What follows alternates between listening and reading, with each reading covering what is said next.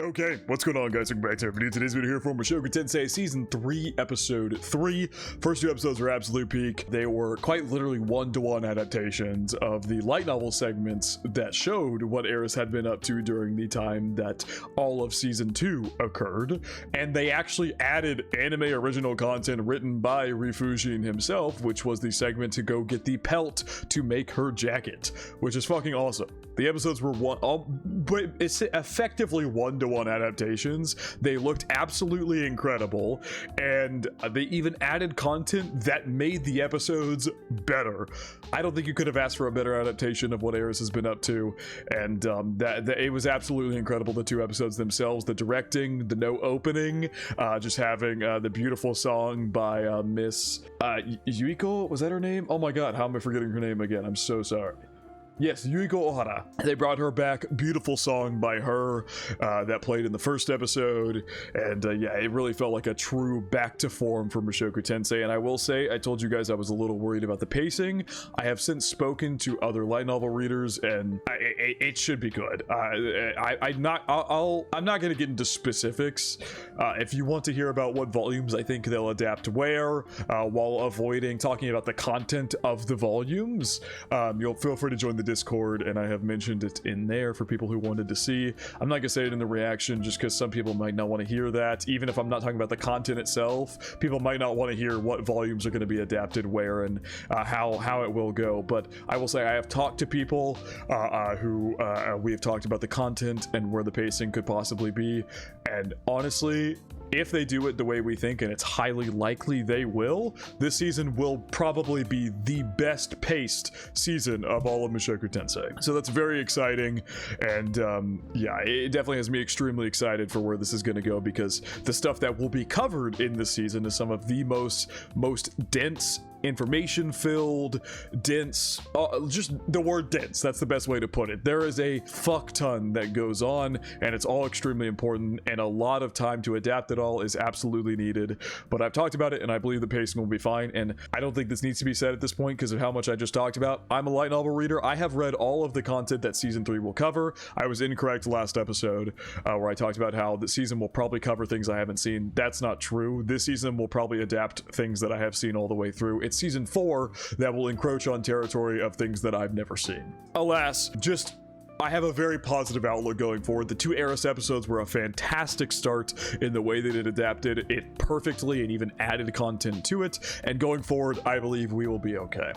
I think it's going to be good, and actually, like I said, has the potential to be the best adapted, pacing-wise, season of Mushoku Tensei, which has me extremely excited. So I just want to put that out there as a disclaimer that I think this is going to be very good. Also, I am rewatching Mushoku Tensei, kind of a fun little fact. I'm on Turning Point 1. I haven't watched the episode yet, but I've watched episodes 1 through 7 of season 1 while I'm at work, because at my job it's kind of it's a private company, so I can't get into specifics because I would dox myself, but it's a very monotonous work where I'm doing the same thing over and over, and it doesn't require a lot of brain power. So my managers are very chill, and I just set up my phone and have a show running while I'm sitting there doing it. So I've been rewatching Mushoku Tensei while I'm at my job, and I got to episode 8, and I'm going to rewatch all the way until where we currently are. So my mind is as fresh as can be, because my knowledge from the light novels is about as scarce as it gets, to be honest. I only remember the biggest events. It's been literally like 4 years at this point since I last touched the books on this shelf behind me. It's been a long time. So I remember the bare bones minimum, and there was so many people when I would do like the spoiler discussions that I do at the end of these videos. When I did that for back in season 2, like almost every single time I'd have people tell me like, dude, that's wrong. Anyway, let's get into this. I'm so excited to see where this episode is going to go. We're probably going to jump back with Rudy. The first two episodes were dropped as a pair because they were the Eris episodes, and from here on out I think we'll jump back with our boy and catch up where things have been going since Paul passed. They've got Zenith with him. Everybody's moved into the home. Rudy accepted Roxy as his second wife. We will see where it goes from here. But anyway, per usual, fair to check out the Patreon and Discord. Links are in the description below. As far as the Discord goes, we talk about current anime, past anime, current manga, past manga, and have non-anime conversations as well. And as far as the Patreon goes, you get exclusives and uncuts to all my reactions. So feel free to check out either of those of your own will. For this, hop straight into Mushoku Tensei Season 3, Episode 3. I'm so excited for this season, y'all. You have no idea. I'm so excited. It truly oh, they're doing credits. No opening again? We're doing no opening again this episode, it seems like. They're rolling credits here. If we do no OP for this season, we'll be truly back into Mushoku Tensei form. I said it in the last video, so I'm repeating myself here, but I was really sad when they did openings for season 2, and instead of, you know, having just like world building scenes or just fun scenes while a Yuiko Ohara song played over it, that set the vibe perfectly for Mushoku Tensei season 1, and I was very sad season 2 didn't follow in its footsteps. Even if I really liked both of the openings, they were great, it still made me very sad. And the first 2 episodes already felt like a return back to form, and if we keep that up, anyway, let's go. I'm just, like I said, so excited for the season. All his figures he's been making, I'm so excited for this season, y'all. It's gonna be so good. Flower petal that was I combined flower and petal together. Flower petal falling down there. Rudy, oh god, the hand, Jesus, he looks a lot older here. I will say an issue, one of the issues I had with season 2 is they made him look, I felt like younger than he should have. Is it gonna be the same VA again though, I'm assuming, because we are picking up pretty closely from where season 2 ended, so I'm assuming it's probably going to be the same VA. That's another thing I talked about, is how as the seasons progress, his voice should get deeper. He's had the same voice since he was a kid. Hello. Yeah, Roxy said, oh wow, holding hands and everything. That was the thing about last season, is that Roxy wasn't going to do anything with Rudy until Sylvie had his kid, and then they got married and such. Has the marriage happened? I actually don't remember if that happened at the end of the season. It's a good thing I'm rewatching, because I even don't remember stuff about the anime. It's been 2 years, so I'm rewatching, and I would say honestly it wouldn't shock me if I'm done rewatching by next week. So we'll see. I beheld a deity. Yeah, the one you revered as your goddess all this time is now in front of you, naked after you slept together, clearly. This dude is nude as hell. A deity in repose like the Buddha is fucking praying to her. We are back in full form with Rudy. Oh my god.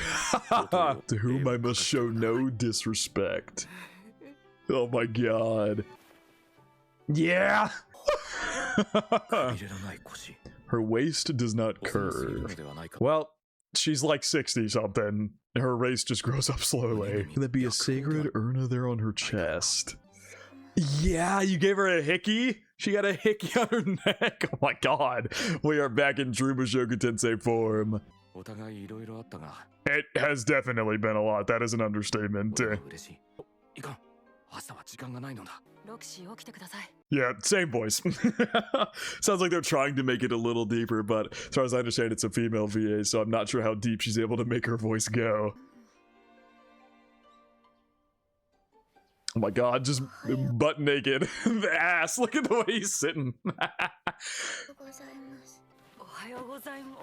He'll pull up the towel, or the sheets, because he likes looking at your body. That's why. Roxy Shisho, still calling her Shisho.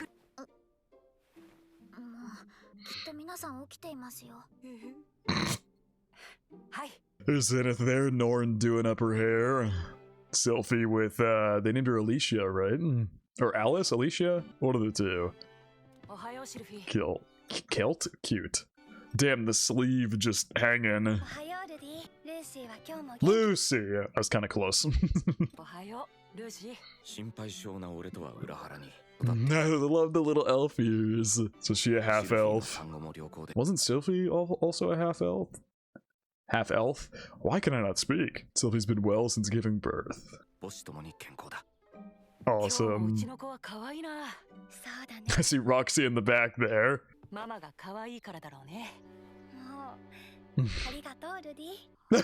Roxy's just watching him.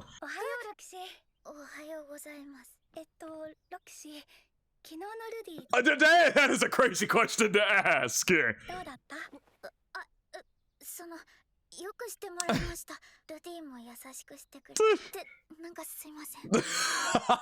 She did ask you about it.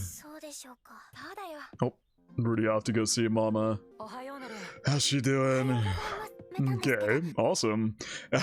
Norn is, some time has passed since she was absolutely incredibly angry at Rudy at the end of last season. But Norn wanted to do it. Yeah. She looks up to Rudyard so much. That'll turn a better story than you could, huh?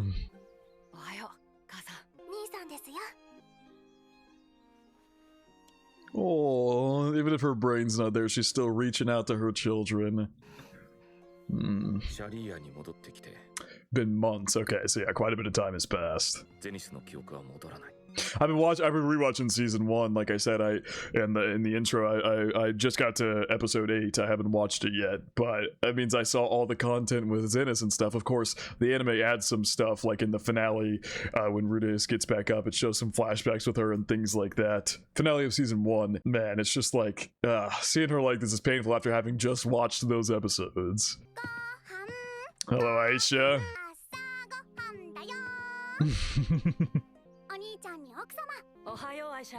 Now she's patting Norn's head.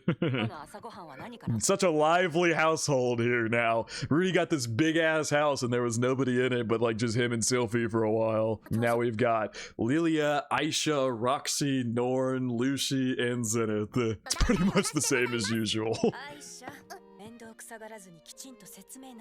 Okay. Nourishing mare's milk. Owning our house as the maids, same as ever. Now Aisha, we must serve the food before it gets cold. But they both seem happy. I didn't get to read all the other dialogue there. We must serve the food before it gets cold. Singing a breakfast song. Ooh, that food looks good. Scattered all over the world. Yeah, made it somehow, somewhat. So you're missing Paul, and Zenith's not really there, of course, but yeah, the family has come back together to a certain extent. Rudy's story turned out a lot more fortunate than most other people's. Both of Sylphie's parents were never found. All of Eris's family died. They either died during the teleportation or died after the teleportation. Like Rudy, all in all, as tragic as Paul's death is and as tragic what happened to Zenith is, he got out pretty lucky compared to probably a lot of people from what happened with the Mana disaster. It's enough to make me happy now. These fucking critters, man. These were at the season 1 as well. You guys are gonna hear me compare it to season 1 a lot now because season 1 is right on my brain because I've started rewatching it. To the Magic Academy we go. Oh, looks like Sylphie's returning now. I guess Lilia will be taking care of Lucy. They're both returning for the first time in a while. Norn's with him as well. I see Roxy over there.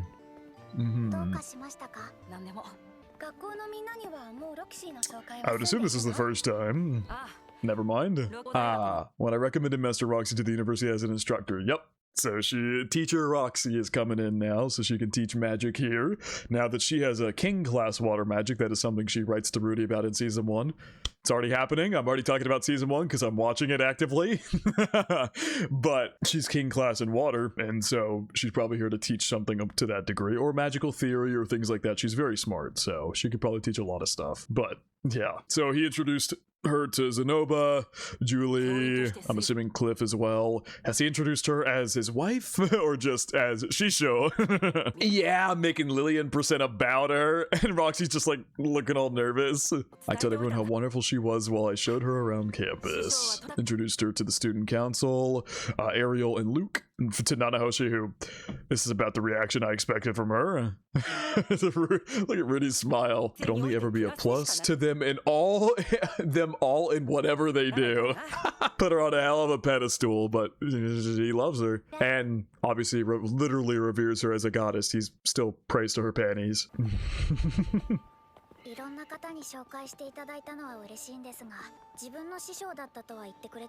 You always told them I was your master and never that I'm your wife. So you always said Shisho. I was literally right. I didn't even know that. That wasn't me like being like I knew what was gonna happen. I literally was just guessing. Uh-oh. Because she is his wife, but also to him, she's still his master as well, and he reveres her as a goddess, so he just kind of unconsciously was introducing her as Shisho. Stop!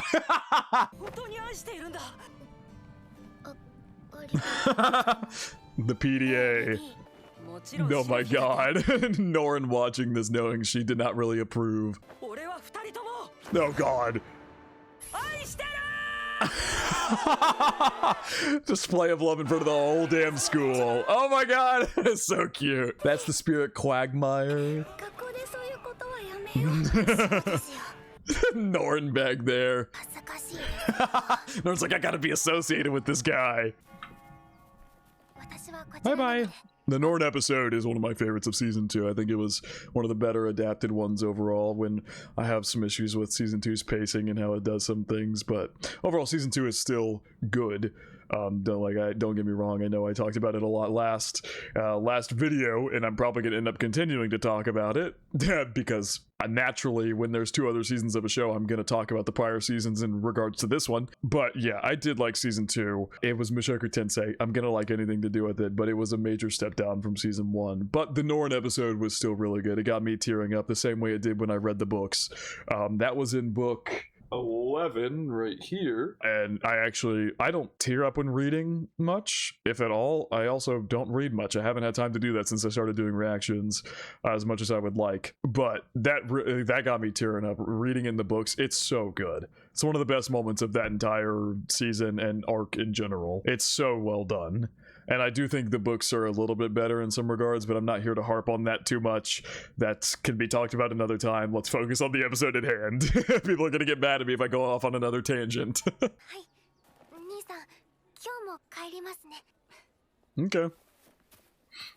Just allows her to do whatever she wants to do because she's got a dorm on campus, but she's coming home a lot more probably because Mama's there and things like that. She's got a lot more comfortable with Rudy as well, and likes the whole family there and stuff like that, so she's more comfortable coming home now. And she's of course writing about Rudyard and stuff. Oh, I got her friends here.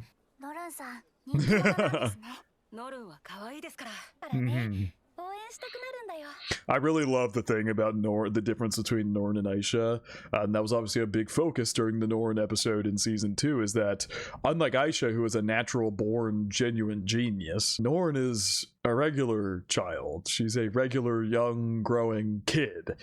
Rudy was a reincarnate, and Aisha is a complete anomaly in that she is a natural born genius. Norn is a regular kid, and being associated with Aisha, and she clashed with Aisha all the time because of how different they are, and being associated with Rudy, who's regarded as like this god on campus, it was a big struggle for her, but she's still working her absolute ass off, and that's really, really awesome to see. I really love Norn as a character. He's in protective older brother mode. There's no way I'll let some shady stranger have my little sister. He's having to take Paul's role. He's taken on the mantle of protecting her in Paul's stead. Right, Dad, there you go. Is the headmaster here?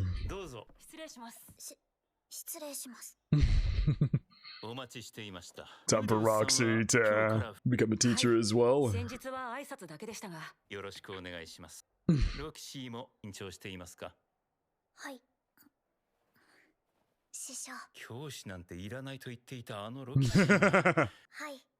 Yeah, they got history. A little of the joys of teaching others. Yeah, because that was where her whole thing about not wanting to be called Shisho came from, and she felt that Rudy was too strong for her to be able to be called his Shisho because he'd surpass her in no time. But yeah, that doesn't matter. The whole point of being a teacher, and she's learning the joys of that.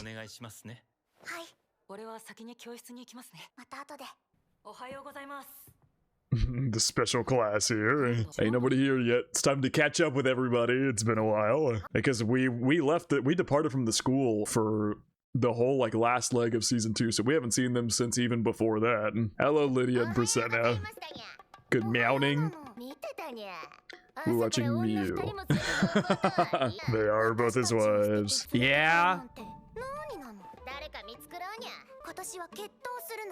Yeah, didn't you guys make Rudy take the brunt of that? That was the whole thing about when Nina showed up in last episode, that he was having to fight all the beast people because Linnea and Priscilla said if you beat him, you can have us.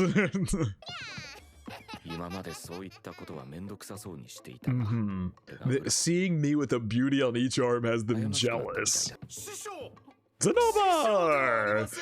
Julie, and then I forget your name, but yes, she works back under Zenoba now. I forget your name, I'm so sorry.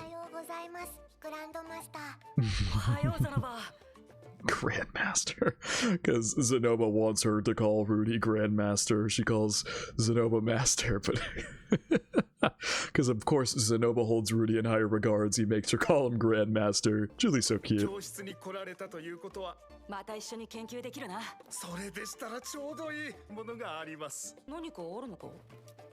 So good to see Zenoba the goat again. Oh my god. It has been a long time since he's been here. Oh, hello Nanahoshi. She actually coming to class and such? Well,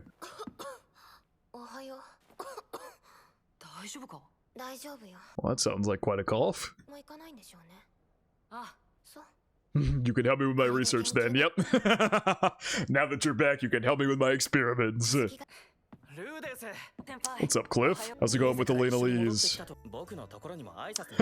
He had a lot going on. His father just died. He lost his hand. He was dealing with getting Roxy into the family. There was a lot, and he had a child as well. Sorry, brother. There was just a lot going on at one time.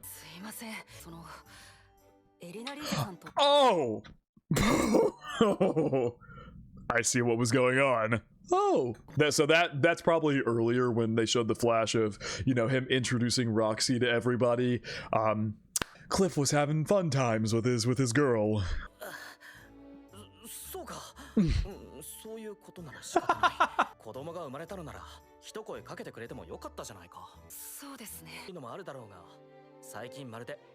Yeah, how is he gonna react when you tell him you've got another wife? Because he is very much of the Millis faith, who is very much one partner. I'd almost think you've been avoiding me lately.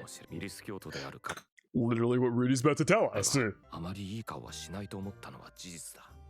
I feel like you're close enough for him now, and you know how interconnected he is with your family at this point, with Elena Lee's being Sylphie's grandmother, that, you know, he maybe would be, and you become such good friends during that time, that maybe he would just accept. I don't know. He'd begrudgingly accept is how I'm gonna guess. Oh, never mind. Headmaster showed up first. Oh, so yeah, the marriage did happen. She's named Grey Rat. Like I said, I'm going to continue rewatching, so if there's small details like did the marriage actually happen or not, because I thought it did, but I wasn't entirely sure. Details like that, I will remember by the time I've done rewatching, and I'm telling you, I'll probably be done rewatching by next week. I have been itching to start watching more, but I've been so busy with reactions and streaming and other things I've been doing that I haven't had the chance to, so I probably will continue only watching them while at work, which I work pretty long shifts, so I'll be able to get quite a bit of episodes done, hopefully. Look at that face! She literally said Roxy, Megurdia, Grey Rat. Oh, I love Julie. Look at this image of her. Oh, wait, that's adorable. No. Your class's new advisor. Oh! Cliff better turn around and beat your ass.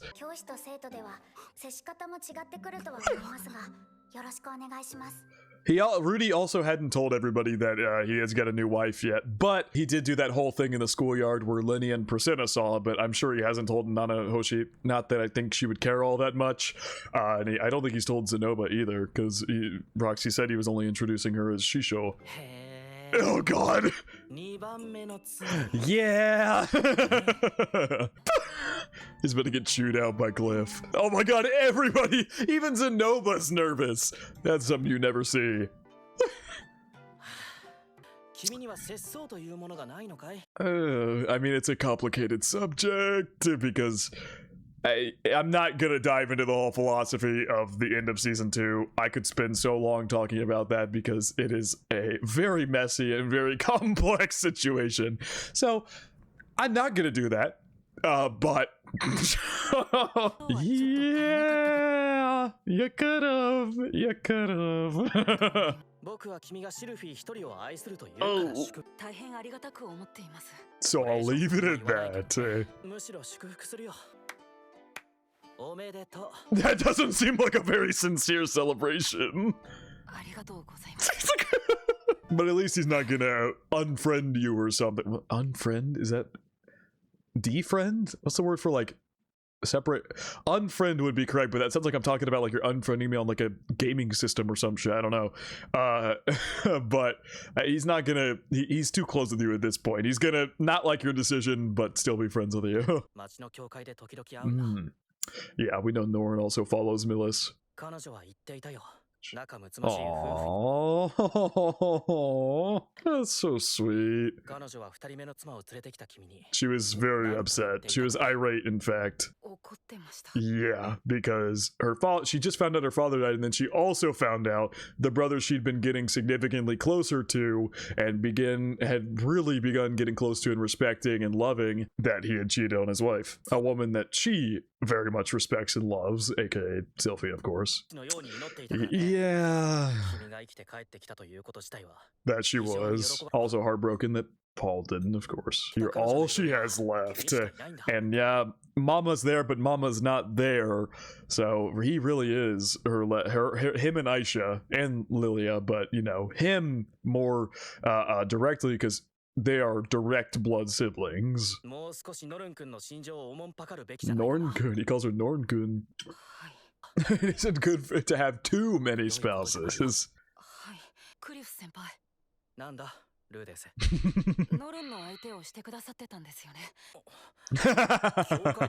only gave her someone to talk to. Yeah, sure you weren't looking out for a sister or anything.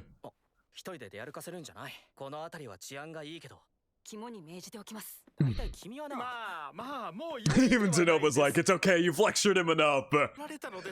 Yeah, missing a hand and all.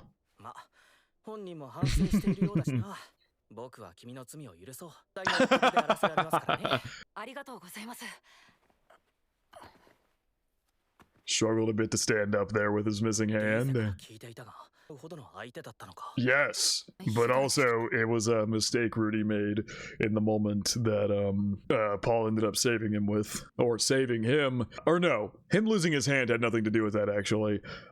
Him losing, well, yes, actually yes it did, because the thing came down on Paul after Paul pushed Rudy out of the way. Rudy was right next to it, out of sheer fear jammed his hand into its eye, and he lost his hand. It got ripped off in the process whenever he was getting flung around. What's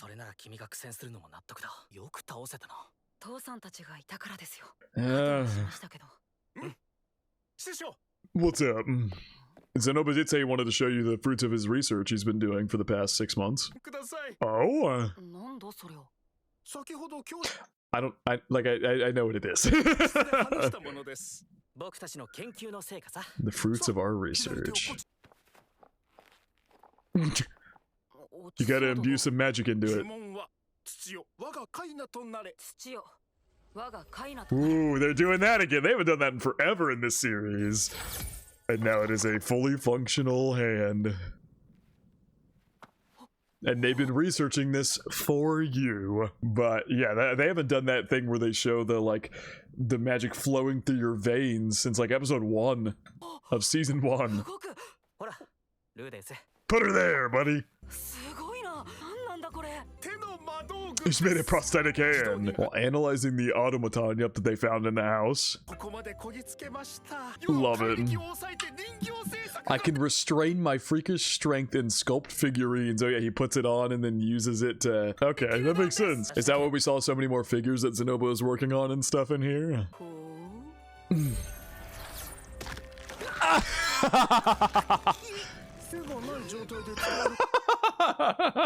Yeah, it seems to work.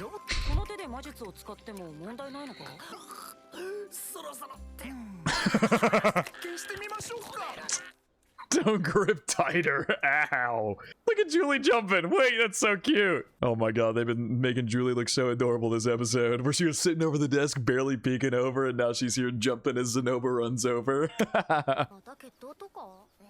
Nope, it's a target. Did you just make that? Why does it look like a guitar? I swear to god, she's so cute, man. I can't get over it.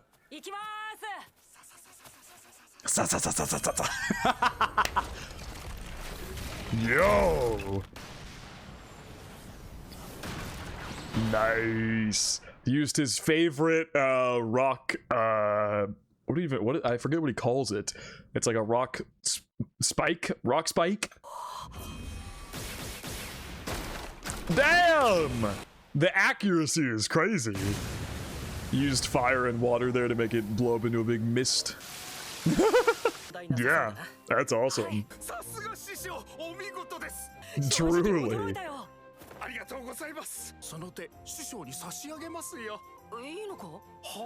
I mean, it was made for you, if anything.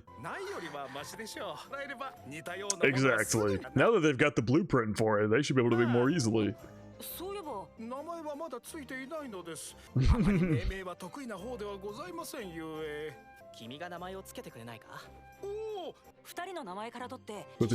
The Hand of Zalif. Well, he didn't make it. It's your invention. I mean, you were the blueprint for it. They were making it because you're missing a hand. Awesome. And they can continue improving it as they go along. Now Rudy's got a second hand again.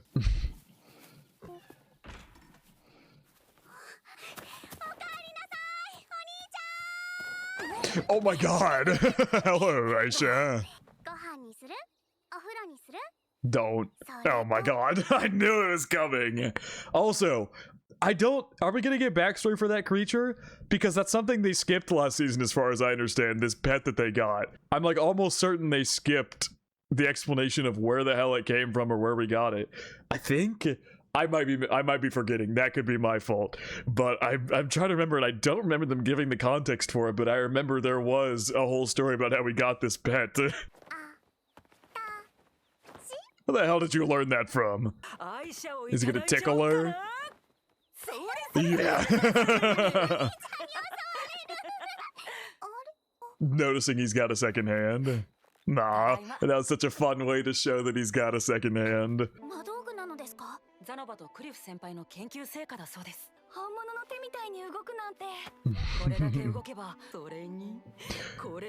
Oh my god.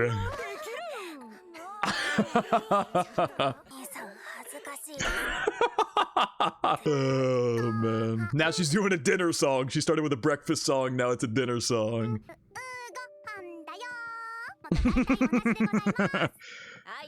Literally, you're gonna tell her to say the full thing. That looks really good, man. So much has happened is an understatement, man. Yeah, an absolute understatement.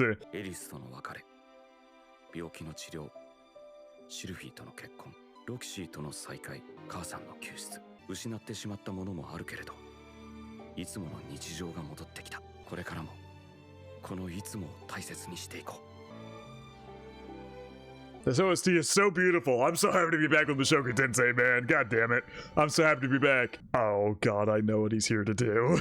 I know what this motherfucker is here to do. Look at all suspect, your stupid fucking panty shrine. Oh my god.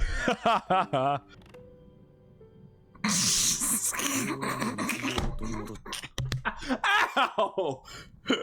I'm so sorry, I just bashed the hell out of my mic with my headphones. I like headbutted it. Jesus.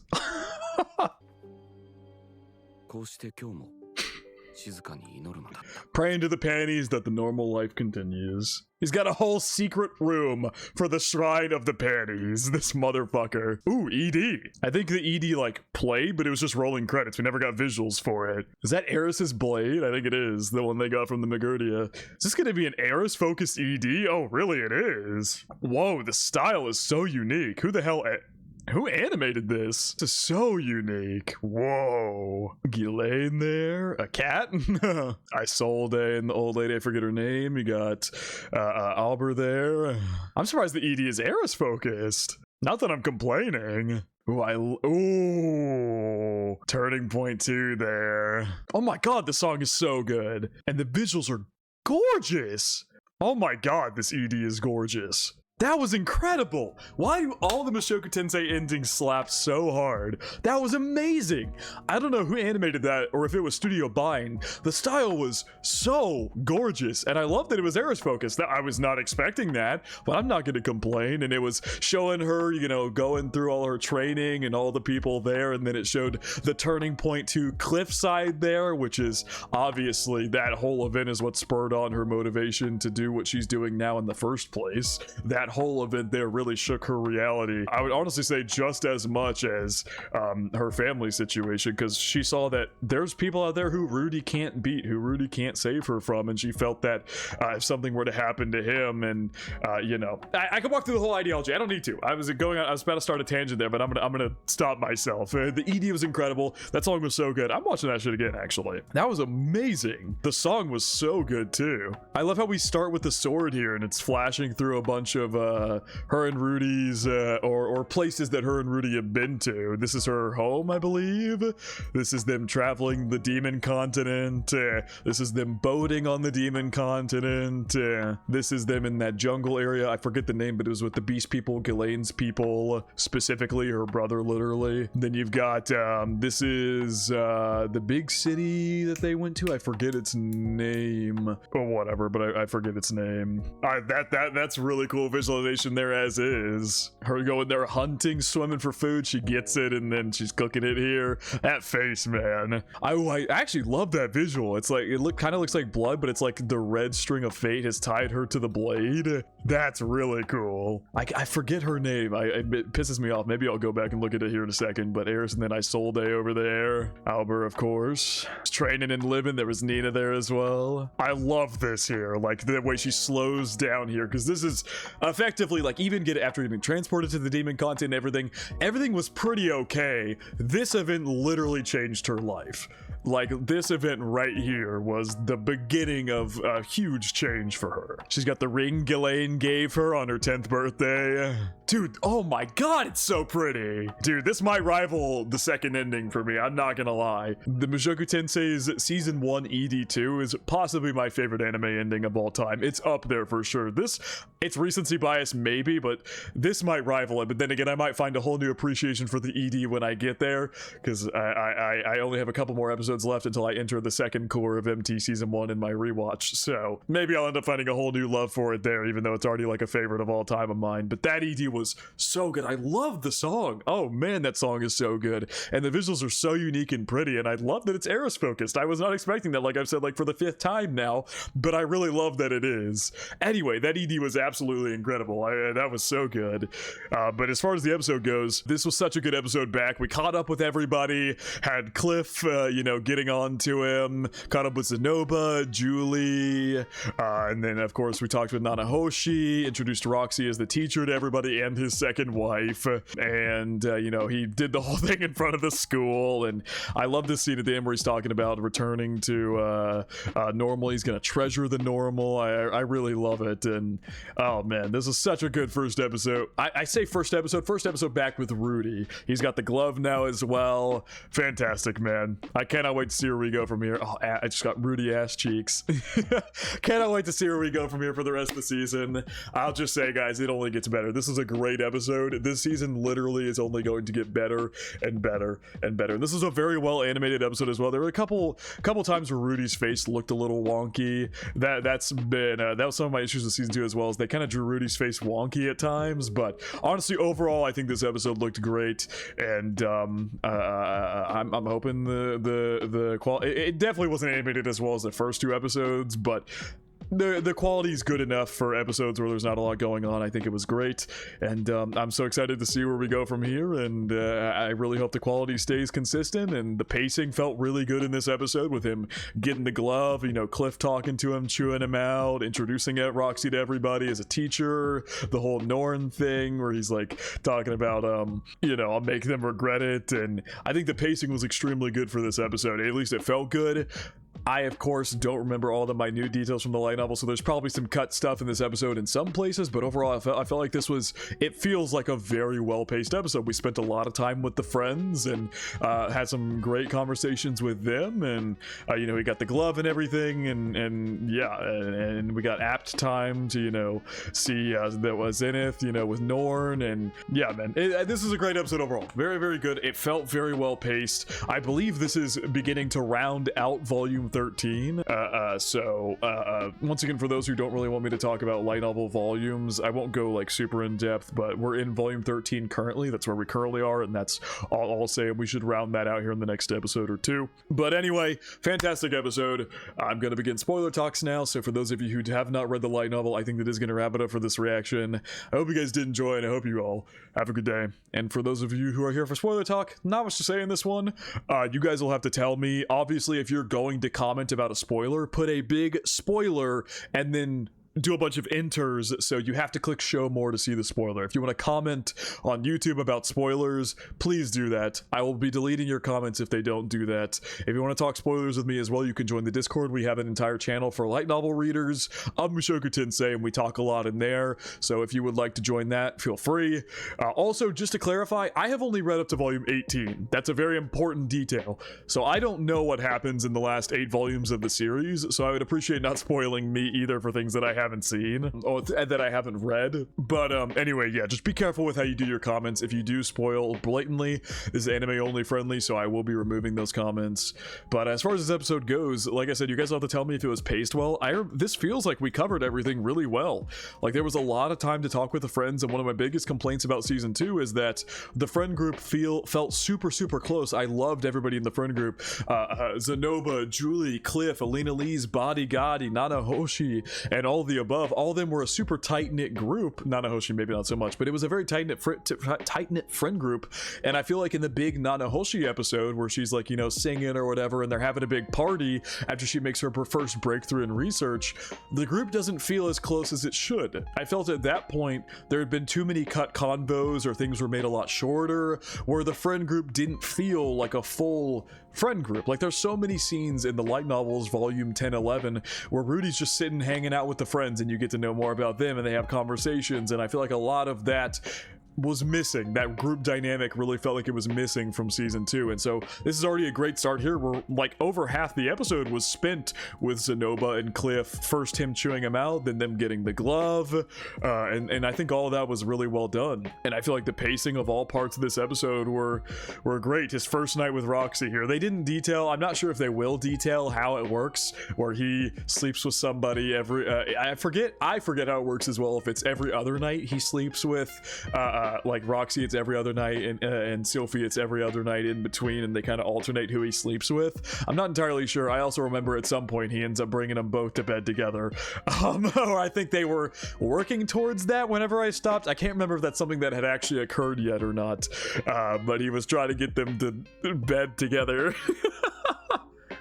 But anyway, yeah, they didn't talk about the exact method for which he chooses who he sleeps with, but that hickey is crazy. I don't remember him leaving a hickey on her, but maybe I just forgot. And of course, the biggest part of this episode is Nanahoshi beginning to get sick, as that will be the big crux of the first major arc here of season 3. And then obviously you've got her arc and Turning Point 4 in the same light novel volume, which is so insane. They both happen in volume 14, which is crazy.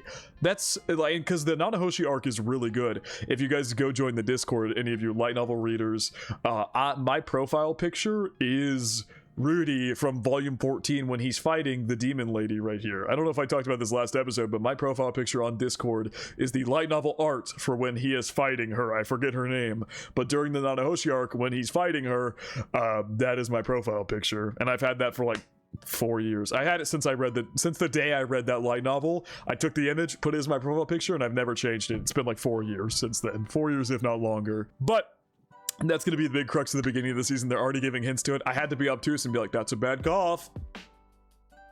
And act like I don't know where that's headed. So I'm excited for that arc. Her arc is really, really good, where we go up and see Perugius. I think that's his name, how you pronounce it, because we have to ask him to help and figure out how to help Nanahoshi, and a lot of shit goes down during that arc.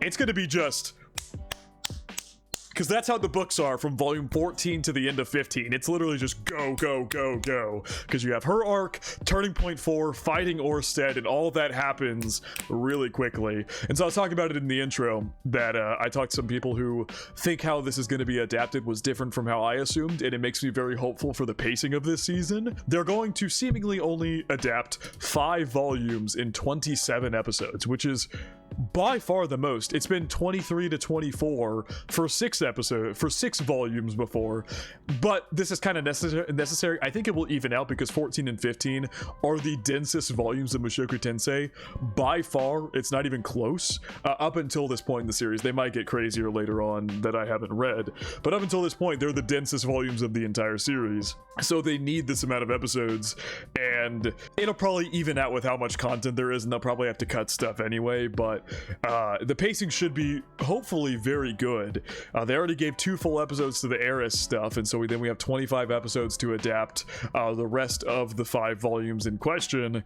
And I think I'm really hoping it's done well. I believe it can be. And basically what people are speculating is that they're going to adapt up to volume 17, because volume 17 is the volume that Ariel assumes the throne. That we have to help her assume the throne, and that concludes a major arc, and volume 18 is kind of the beginning of something new.